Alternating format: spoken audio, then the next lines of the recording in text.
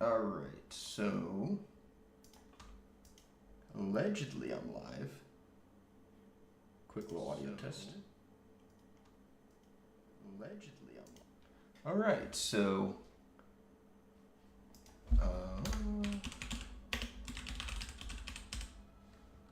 10 seconds. What was that? 5 seconds remaining.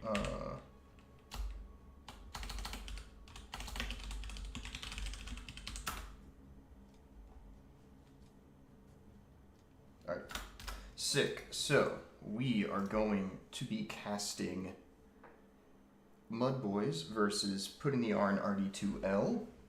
Apologies if this room is a bit more echoey than my last one. I have moved my PC to a different room. Okay, so, for those of you checking in on this game, we are at a critical moment in the tournament where MUDBOYS and Putting the R in RD2L are in the lower bracket finals. Winner goes to the grand finals to face off against Team Drip, my team. So, a lot is on the line here. Of course, this being an elimination series, the loser is out of the tournament. So, I didn't really get much of the draft at all. So, we are going to try and catch up a bit here. So, running back through this a bit, we've opened with the Dawnbreaker. Dawnbreaker is a...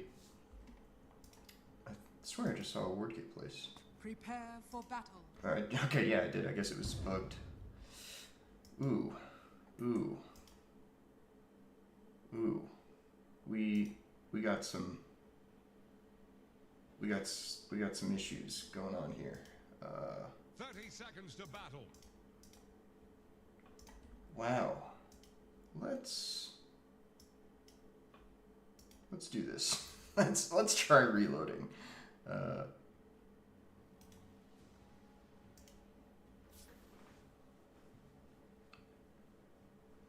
think it'll be fine because I'm watching on delay.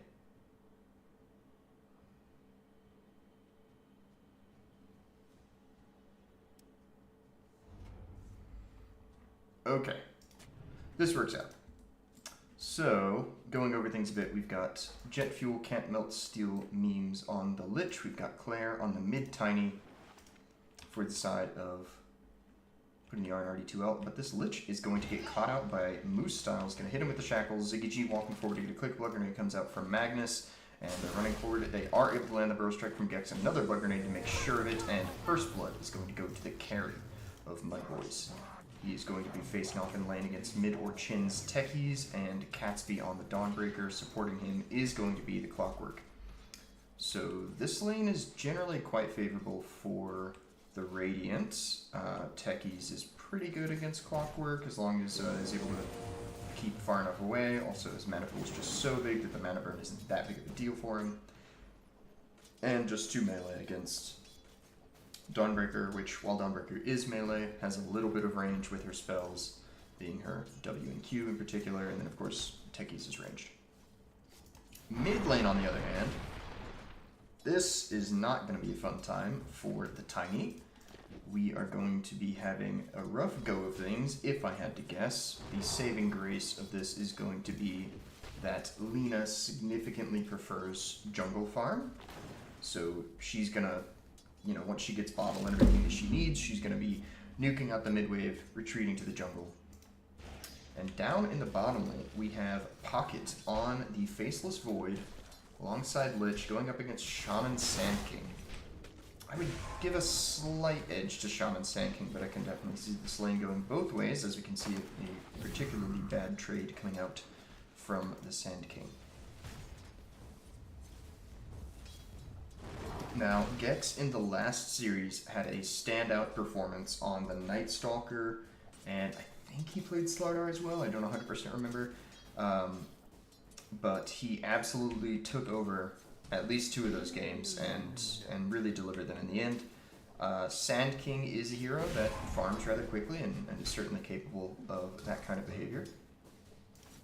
But not at the same time very cooldown dependent. Not exactly like Night Stalker in that way.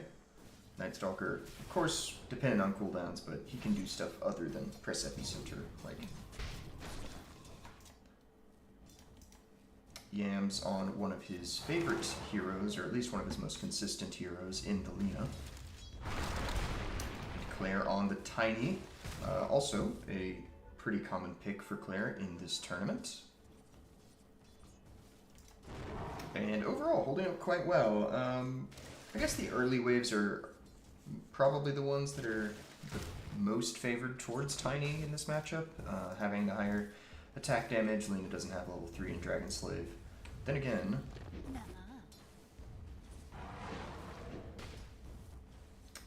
quite a bit of damage coming out in the mid lane. Up top, got a couple of trades going back and forth. And yeah, Lifestealer getting slightly outfarmed, nothing horrible. Down roughly a wave.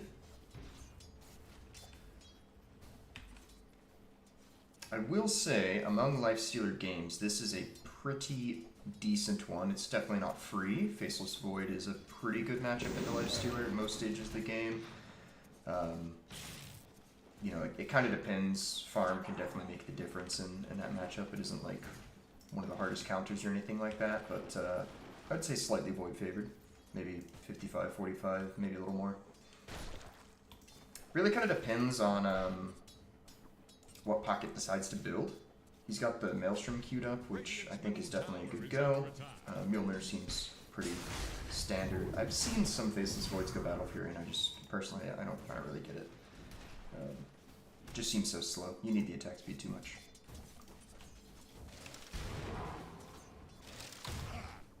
In the mid lane, surprisingly still quite even, sitting at the 4-minute mark. I expected this to be much worse for Tiny, I'll admit.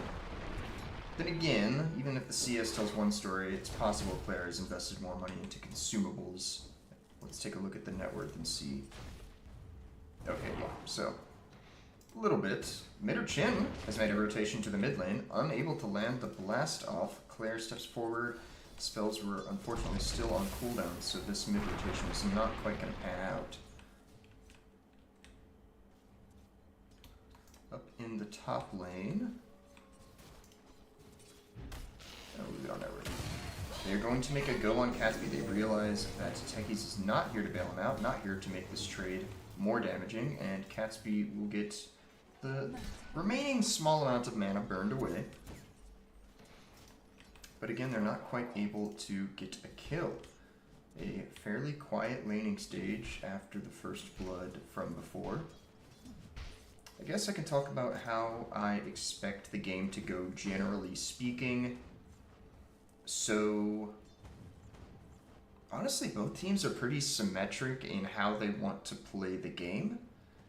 You have somebody who needs to farm a Blink Dagger, who's going to serve as a big initiator or counter initiator. You've got Tiny from putting on RD2L. You've got the Sand King from the side of MUDBOYS. So you've got that parallel going on. You've also got, oh goodness, in the mid lane, looks like the second mid rotation does pan out for them, and they might be able to get 2 kills. Mid Chin is looking like he's going to go down, but Magnus is going to go down as well. Double kill, going the way of Claire, and a massive boon to Claire's net worth. Even with that, though, they're now basically even. So there is a DD rune top, though, that's probably going to come in handy. Yams actually is at significant risk of dying again. If Claire backs off here, maybe if somebody smokes with this DD rune, Lina just gets erased. But Tiny going to TP bottom, sees an opportunity to rotate on to this Sand King, is short the mana, is going to try and bottle up, but still short just a little bit. Is going to use the tree toss, has the toss available, tosses the Shadow Shaman back towards the Faceless Void. Massive right click coming out. Moose style, is he going to be able to get away? Need to proc his passive. He is going to get it, and one more click from Pocket comes in. Really love that rotation from Claire. 1, securing the Wisdom Rune. But 2, you know, you had the opportunity to play selfishly and go for your own farm, your own game, and try and kill the enemy mid, and instead decided to give us carry a better start. So really solid. Gex is going to show up and just kind of walk at them menacingly. Claire still short the mana, not quite able. Has Soul Ring. Could have potentially turned and gone for more there, but it might have been a little risky. Could have been worried about a Lina rotation.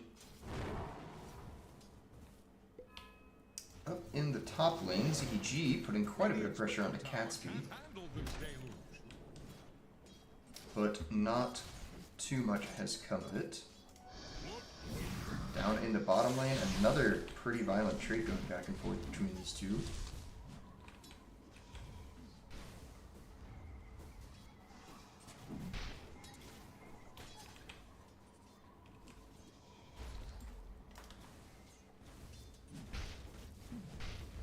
Anyway, so both teams have somebody that needs to farm a Blink Dagger. I would give a minor teamfight edge to putting the RD2L, like 60-40, something like that.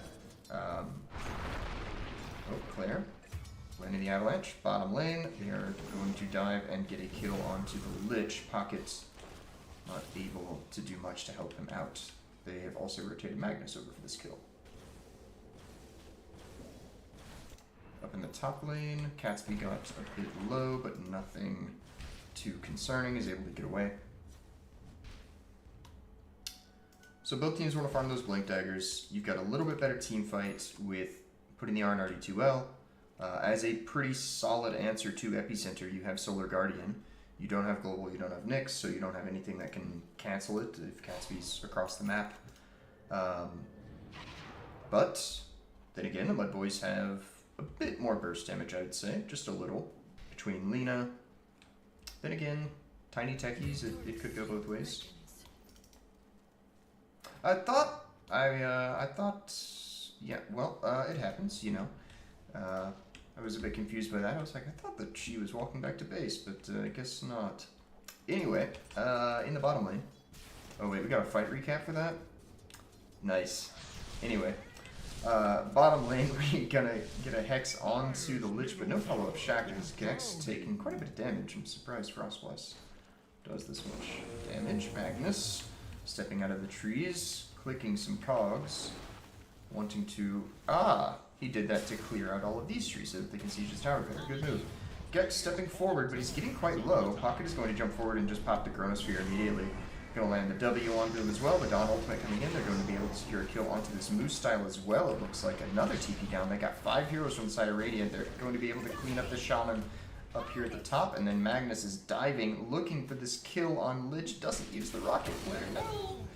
Oh, and he's going to try to walk away. Pocket getting body blocked by his creep, but will ultimately get the kill. A very forced and maybe over-eager tower dive coming out from the MUDBOYS. But this has all been space. Space for the Lifestealer. Space that Catsby and Midderchin do not want to let him keep having. Then again, he has Infest and he has Q, but he doesn't have a teleport scroll. And he's just going to walk away. They can't kill him. I think they know that. They're just here to deal with the wave. Potentially try and zone him out of the map a little bit. I mean, he's making crazy farm. 5.2k net worth in 11 minutes. He's doing good. And again, Claire also having a pretty solid game, closing in on this Blink Dagger. If he had it, Yams dies. With a TP at least. Like a drunk sailor.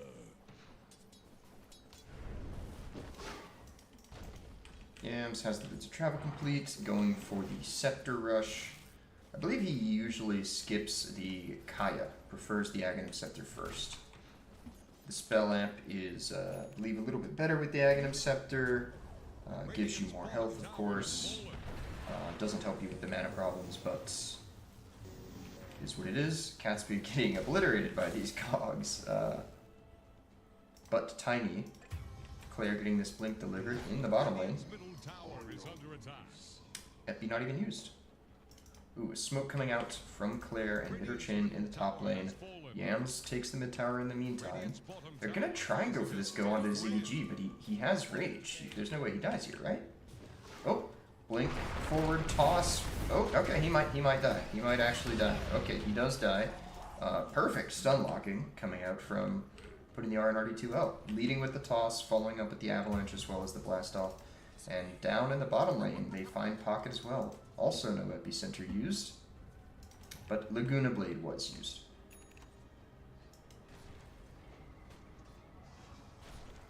Radiant's bottom tower is under attack. Dire's So top overall, tower needs some friends. Same as you, we've got a little bit of a lead popping up in the net worth Dire's top for the side tower is of about the to take MUDBOYS. the plunge. Dire, I would say, is fairly happy with this on account of their carry is pretty significantly more farmed than putting the R in RD2L's carry. The mids are roughly even Radiant's middle tower is from the under side of attack. MUDBOYS. And the offlane is, offlane's pretty close, I'd say pretty even. It's definitely not getting out of control or anything like that, but you definitely need to keep the pace up making these plays with the Blink Dagger on Tiny. And in order to do that, you really need that extra follow-up damage. And Yam's actually kind of looking for a go here. Magnus hookshots the creep wave to intimidate Tiny. I could have killed you if I wanted to. That was the message there.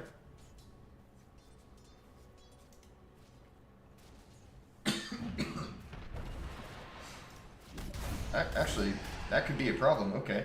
Rage forced out. Ziggy G running forward. Okay, he has Infest available. The Chain Frost bouncing everything on the creep wave. Tiny is going to be able to kill the creep, and Ziggy G still running away. No rage for 7 seconds. Blink forward from Tiny deep into this. Yams is going to go for the quick kill onto the support. Rage still on cooldown, not able to help out. Yams trying to man up against the Dawnbreaker, but the epicenter used and committed on top of the Tiny. Claire looking to, like, might go down, but Mitterchin with the tosses with 2 mines coming out. Gex is not going to be able to finish him off, and the pop from the W secures the kill. Meanwhile, they do. Yams eventually chases down Catsby and is able to finish him off in the jungle.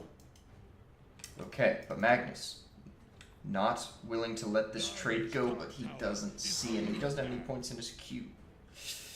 Also, Cogs are on cooldown anyways, so. Okay. Definitely, I would say a solid fight. Yeah, favorable for putting the R in RD2L. Jet Fuel can't melt steel memes, working on the Glimmer Cape. And what is Sean doing? We rushing Blink? We are rushing Blink. No outer towers in the bottom lane. How are things doing in the wards department? Dire has some pretty aggressive vision around these bottom camps, but they haven't really been playing down here for the past couple minutes. Alright, as if they can hear me, they smoke up and decide to play around their vision. Then again, this is pretty normal stuff to do. Okay, Yams has the Aghanim Scepter complete. It's probably why he's looking to make a deep pick. Rushing forward has it. Smoke pops. They know that there's somebody in this camp. Gex doesn't see them yet, though. No vision. I have these bound, right? Yes, no vision. They just didn't see the void. That's so sad. They could have had a pretty juicy kill. They go. They still have the smoke going. Top tower cleaned up for free. Oh, mid lane. Yams is going for the power rune. Is going to get hit with the toss as well as the jump forward from the techies. The double mines and the Q from Lich finishes him off. Magnus kicking some cogs towards them, but is not able to keep his Xena alive. Pocket also has Chronosphere available, but still quite far behind in the farm department. Really needs this Hyperstone in order to have any hope of holding pace with this Lifestealer. Especially now that Life has Radiance. I've seen this before. His net worth chart's going to go way up. Dire's top tower is under attack. Okay, Claire working on the Echo Saber makes sense. You need the extra burst damage. Especially on a target like Lifestealer. Lifestealer is tanky, but not super tanky yet. Dire's top I can tower is click it. about to take the plunge. This point of the game, only 150 feast. I think in one tournament game he had over 1,000, which is obviously quite a bit.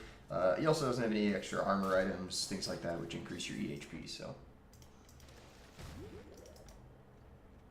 Okay, and then the Ag's queued up. Interesting. This is still Tree Volley. I guess with Chronosphere, it is pretty good. Definitely pretty solid, so. And the Greedy Craft coming out from the techies. Yeah, both teams, you know, even though it's 12-6, I guess just the win of the laning stage come out, they're going to have a toss and stun on top of the Gex, but he's able to run away. Dawn Ultimate comes in, but not too much has come of this. Magnus may be isolated on the side of the fight. Rage is used pretty early into this. So he's going to click down one of the mines, and he's looking for a kill onto the tech. He's going to get hit with the massive Chronosphere. Epicenter comes in, but he blinks into the Chronosphere as well. He ends up taking a ton of damage, and Infest comes out at the last second, keeping Sanking alive, and a crazy Caustic Finale pop finishes all three of them. But Midorchin, not to be outdone, jumps forward and gets his own explosions going. Yams jumps forward to finish him off, eats quite a bit of magic damage on the way out. Blink still on cooldown for Claire. A crazy 4-for-4 trade. I don't know who wins that. I guess the viewer. Everything else is even here. Oh, Claire says, I'm not done yet. Blinks forward, has a stick, but is short 25 mana. Didn't Treads toggle. This is so sad. Even with the Treads toggle, that might have... I don't know if that's a kill. No echo yet. Probably not a kill. Close, though. Okay. Wait, am I crazy? Didn't Pocket have... I swear he had 1,000 gold. Did he have brown boots? Did he finish Treads? Does he have 1,000 gold sitting up? No? Okay. Maybe I'm seeing things. Anyway.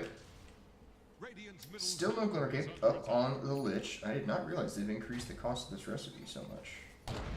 Well, support's kind of deserved it after becoming unkillable for the past year and a half.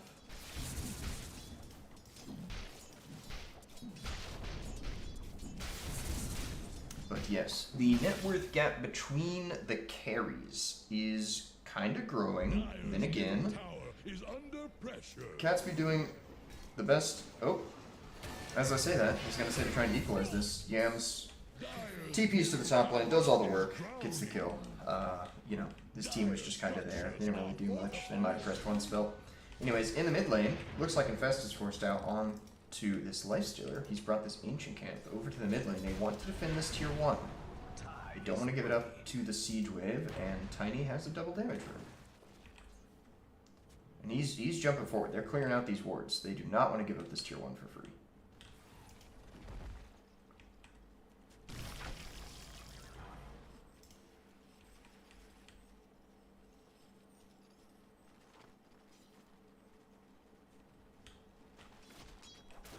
And I will say, because this game is still currently happening, but we are in a bit of a delay, so probably what I'm going to have to do is end the stream and then restart it on delay near the end of this game, and we will jump into the second one. Depending on how close the end of the game is, I may just do this again, but we'll see how that goes. In the top lane, do we have any smokes on anybody? No smokes available for the Radiant, at least not in inventories. And there's some interest in the Tormentor.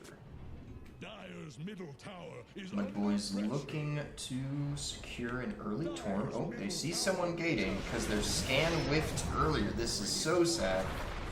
And Claire is sadly going to end up going down here, feeding an 8-kill streak to Ziggy G, who's already having a pretty solid game. So unfortunate that scan just misses completely. It doesn't look like they're interested in gating. Tormentor getting quite low. Will eventually die. Yams didn't have much mana, it looks like. Ends up going back to base, and Ziggy G TP's pretty aggressively forward into the top lane, especially since this whole team is pretty low on resources. Yeah, that's... I can see why they didn't go for it, but that might have been a kill opportunity for the Radiants.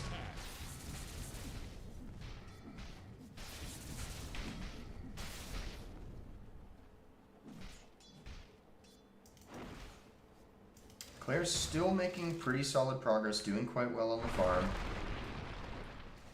Working to finish up this Aghanim Scepter.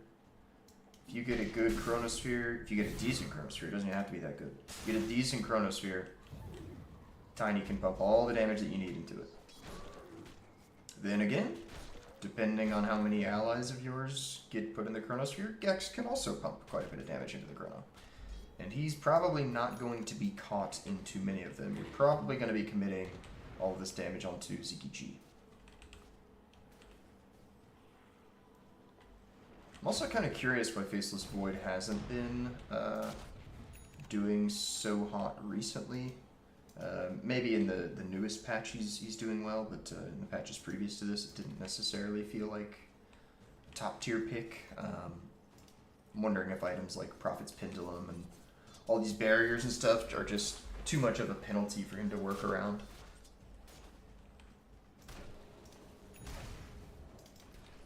You guys are going to get a Techie's cam while I grab a bit of water. Actually, I'm going to do Dawn. Dawn will show up to more fights, I think.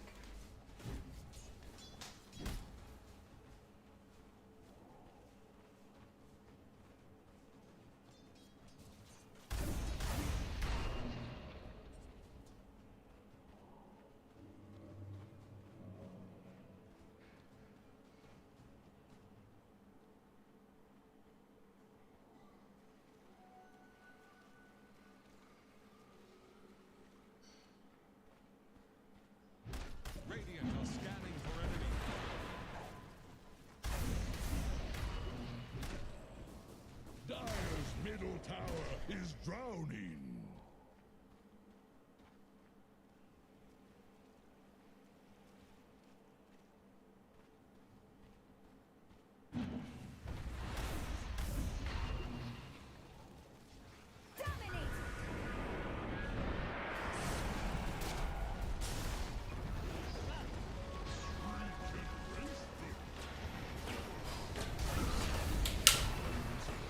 Alright, and I'm back, and it seems that a fight has happened.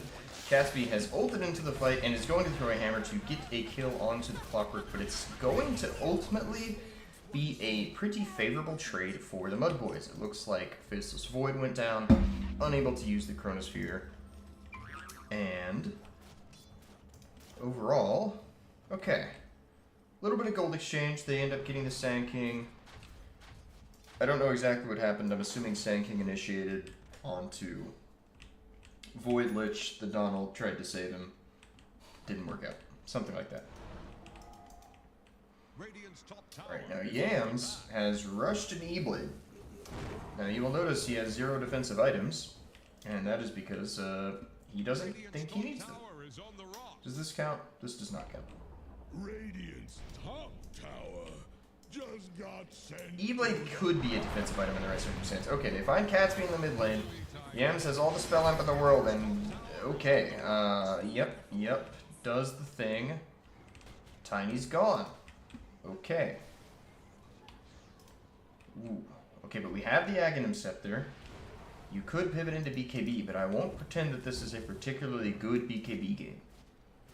It's good against Lina. It's okay against Sand King and Shaman, I guess, but you still have Clockwork and Lifestealer to worry about. And Lifestealer is really scary. This is a very, very hard Tiny game. If you're able to stay on, keep the enemy on the back foot, then it could have been pretty solid, but it doesn't necessarily seem like one of those games. Magnus and Jet Fuel posturing right next to each other. They don't. Can they really not see? Okay, now they see him. Hook shot forward onto the Lich. Jet Fuel can't melt steel memes. Dust comes out from the Clockwork.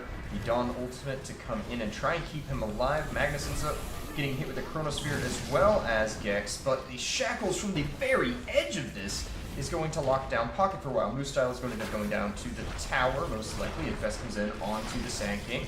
The Spell Amp from Lena coming out, throwing the Lagoon Blade on top of the Dawnbreaker, and Dawnbreaker and Void both get hit with the Light Strike Array and ultimately end up going down. Ziggy G charging forward, no Enrage available, but they have knocked out 2 of the cores, and again, there's still quite a bit of magic damage available between the Chain Frost, which does come out on top of the Sand King.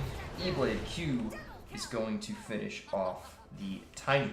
Yams lumbering forward with the Leona. Has the cannon ready with this Laguna Blade. ZG going to go back to farming. They probably could have done a bit of chip damage here, but they don't value the risk of it. Fair enough. And I think I saw an Aghanim Scepter queued earlier, yes. So ZG's going to get the Ags, is of course going to want to use that on really any of the cores, but in particular, Tiny. You just do so much damage with Feast. There's really... The Disarm is of course very, very painful. I don't know the interaction between Disarm and Tree Volley. They deal Tiny's attack. I don't know if that technically means that Disarm prevents their damage. I don't know that Dota's entirely consistent on those. Because like Disarm and Boundless Strike, I think, is fine. Like you can still hit them with Boundless Strike, but I don't know if you can hit with Multi-Shot from Drow. Anyways. MUDBOYS gearing up for the Roshan. Who are they going to give this to?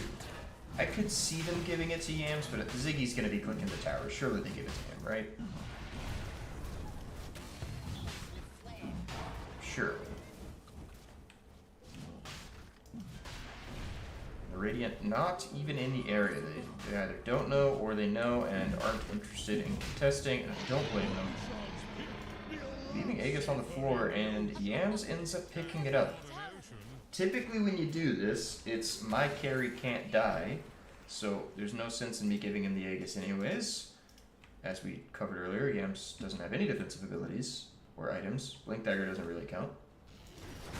Okay, Hookshot on to Catsby. They're going to commit the Epicenter as well. The Q coming out, but the Ethereal damage amp. And actually, Epicenter got cancelled, which is pretty fortunate. A Shackle coming out onto Pocket, but the Shackles gets cancelled by the Sinister Gaze. Whoa, whoa, whoa, whoa. Assistant camera going crazy. Alright. Epicenter being revved in the back. Thinking about this, the Frost Armor is going to slow this down quite a bit, but they're going to commit the Serpent Wards. Tree Toss coming out. Fortify as well. Okay, jump forward from Yams. E-Blade, Laguna Blade deletes that guy. Epicenter committed. About half of it used back here. I guess Blink is on cooldown, and a Chronosphere comes out. This is probably going to result in a kill in the Shaman. The Tree Volley comes in, but it was on cooldown from earlier, so it was a little bit delayed. It still does result in a kill on the Shaman. Ziggy G diving forward, maybe a little deep, but does end up finishing off the Lich. Tiny going to get hit with a hook shot. No big could be available, but the Dawn Ultimate comes in. Light Strike Array, and Dragon Slave is going to finish off the Tiny. Yams stepping forward. Gets hit with some barriers. Is going to land with a Google Blade and Ultra Kill, going the way of Yams. And the barracks. And, well, they can't get any more racks here, and I don't think that they can go for ends just looking at the resources. They need to get one of these outer tier 2s. So Yams is going back so that they can finish this up. Still 3 minutes left on the Aegis. Yams is going to look for a bottle charge in the mid lane.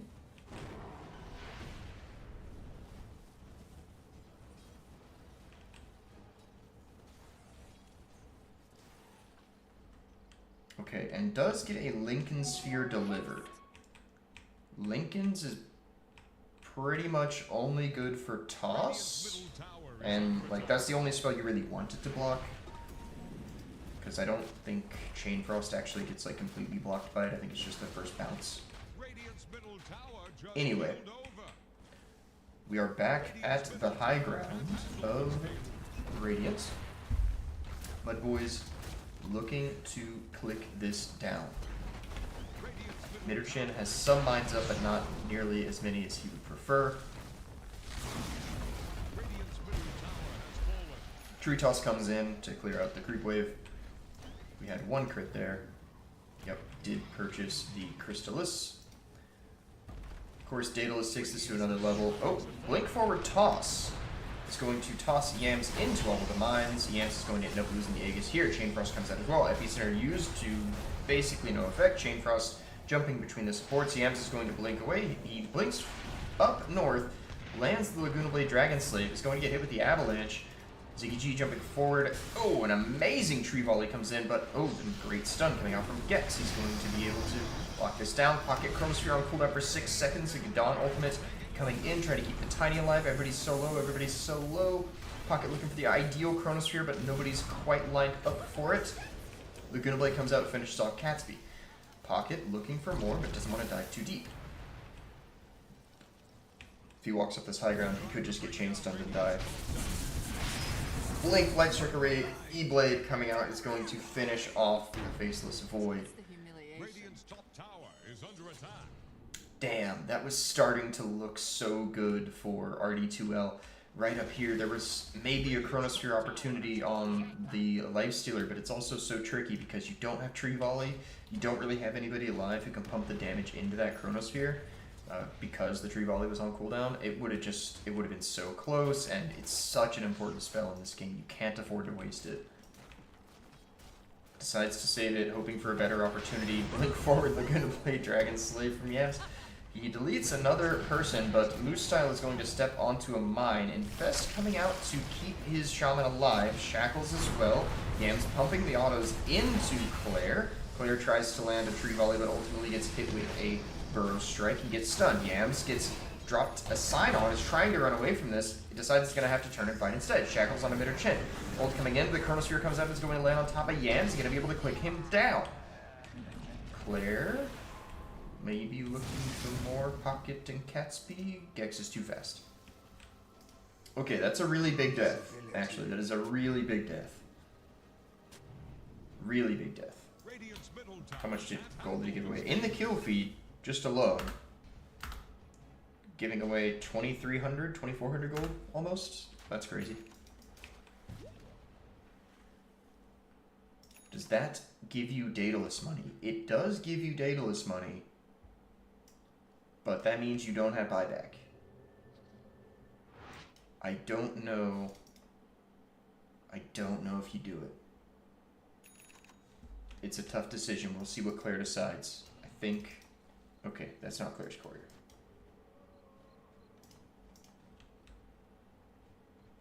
It's so risky. I will say, this is probably the game that a rapier would be an ideal purchase. You need something, and Tiny is such a good rapier carrier if you're able to stay far enough back. I guess you just... I mean, you could buy the Demon Edge. It's gonna build into either one. Then again, you kind of already hit for like 300 damage, right? I'd have to do the math to see which one's actually better for Tiny between Daedalus and Divine Rapier at this point. I guess if you already had the Chrysalis, it probably is better to go ahead and get the Rapier because you already have part of the critical strike effect, so... Abyssal Blade picked up for Ziggy G. He's working on a Manta style. I guess he's doing that for the Techies debuff. Curious that he would do this. I kind of think Disperser's just better. Gives you more attack speed. Does he need the movement speed? I guess. Well, but Disperser gives you movement speed too, so I don't know. Maybe Manta gives you more mana? I'm not sure. No, you get int from Diffy Blade. I don't know. Yams is smoked, looking to kill anyone. Blinks forward in the trees. His smoke breaks. He knows that they're near him, but do they know that he's here? They seem to think that they know, but they don't. E-Blade coming out. Okay, they definitely seemed to know after all. Donald comes in to try and... There might have been some miscommunication there. Moose Style is off, trapped on the side, but he's going to use the wards to trap the Dawnbreaker, but only momentarily. Beast Center being revved, I hear it. Blink, Burrow Strike forward onto the Dawnbreaker is going to result in a kill.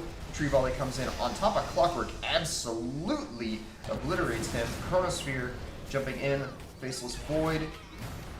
He's going to end up having to jump back. The sign is planted down, it's doing good, it's keeping Moose Style locked in place, but the Infest comes out. The jump forward from the techies trying to finish him off with the Infest, of course, gave me HP to keep alive. Then we have a Tree Volley coming in, which is ultimately going to finish off the Shadow Shaman. Buyback from Shadow Shaman. Faceless Void still alive. Laguna Blade available. What is this called? Flame Cloak on cooldown for 10 seconds. Ziggy G still available. Roshan alive in 57 seconds.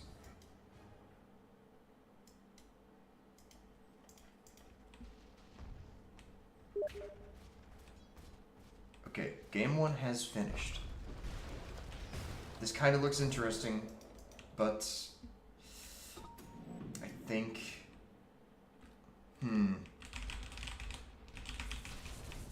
I think we know where this is going. We're on a 5-minute delay. I think I'm going to jump into the Game 2 lobby. But good game overall. I will have to call this one here. Okay, we'll watch this fight. We'll watch this little fight really quick. Dawnbreaker ultimate coming in on top of the Tiny. He's going to be able to step back a bit, tries to land the toss, gets hit with the spells, and yeah, Tiny ends up buying back here. Clicks coming out from Yams. Tree Volley to try and slow things down, but it's just not quite going to be enough. Abatos to get the Clockwork back into the base. Hook shot available. It is not. So Clockwork is going to end up going down here. But Ziggy G cleaning things up, and they're going to be able to click down these barracks. So, alright, let's jump into the Game 2 lobby.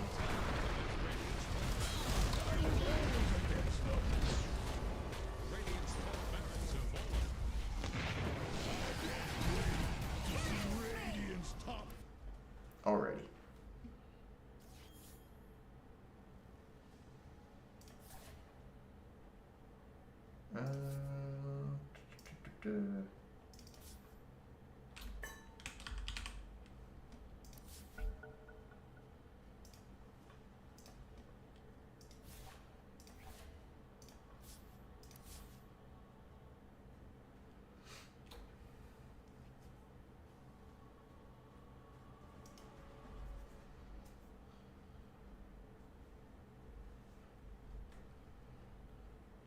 Oh, right, I need to fix the stream.